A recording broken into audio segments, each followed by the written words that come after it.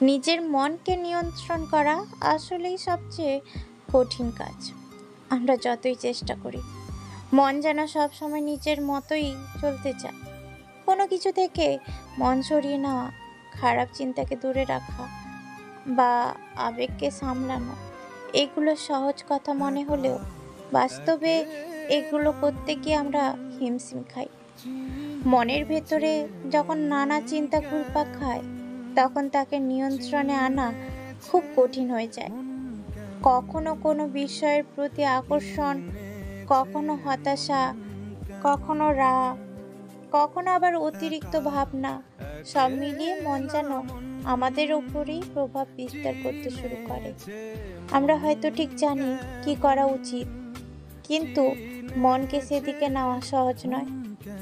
নিজের মনকে শান্ত রাখা বা নিয়ন্ত্রণ করা শিখতে হলে ধৈর্য, অনুশীলন এবং আত্মসচেতনতা খুব জরুরি।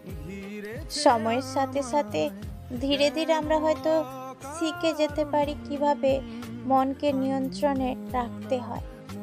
তবু তবুও কিছু কিছু মুহূর্তে মন এমনভাবে প্রভাব ফেলে যে সব প্রচেষ্টা ব্যর্থ মনে হয়।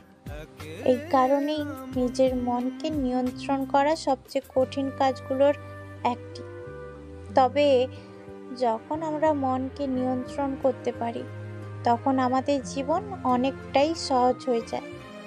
আমরা নিজেদের চিন্তা, অনুভূতি এবং সিদ্ধান্তগুলোকে ঠিকভাবে পরিচালনা করতে শিখি।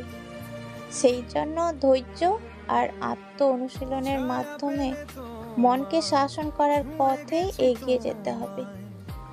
কারণ এটা এমন এক প্রক্রিয়া যা আমাদের জীবনের প্রতিটি ক্ষেত্রে সাহায্য করবে। বসে আছি দেখো, তুমি আসবে